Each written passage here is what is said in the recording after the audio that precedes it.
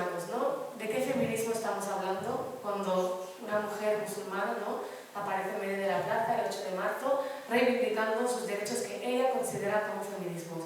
Entonces aquí ya entramos en lo que es el feminismo eurocéntrico, lo que llamamos el feminismo blanco europeo, ¿no? Que parece que hay muchas feministas, desafortunadamente, que en lugar de apoyar a otras luchas de otras mujeres, lo que hacen es atacarlas y pretender que la única lucha que se vea visible y la única lucha que valga es la de ellas, ¿no? Que tienes que ser mujer, blanca, sin velo, para que se te reconozcan tus derechos.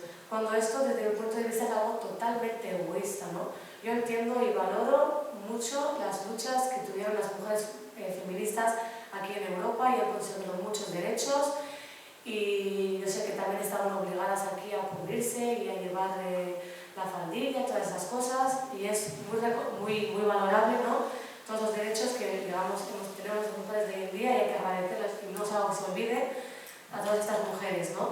Pero, por otro lado, tampoco hay que ser ciegos, ¿no?, y solo ver lo que queremos, porque hay otras realidades en el mundo, hay otras formas de ver el mundo, de vivir, hay otras culturas. No podemos pretender que la forma europea sea la céntrica y sea la que todo el mundo tiene que seguir, y por contrario omitir a las demás, porque así no sé qué feminismo es este, porque si estamos en contra de las mujeres poco vamos a llegar, ¿no? Nuestro enemigo es común, ¿no?, el patriarcado, y lo que hay que hacer es juntarse mano a mano, codo a codo, y luchar contra estas barreras que nos limitan a todas de una forma o de otra, pero a todas nos afecta igual.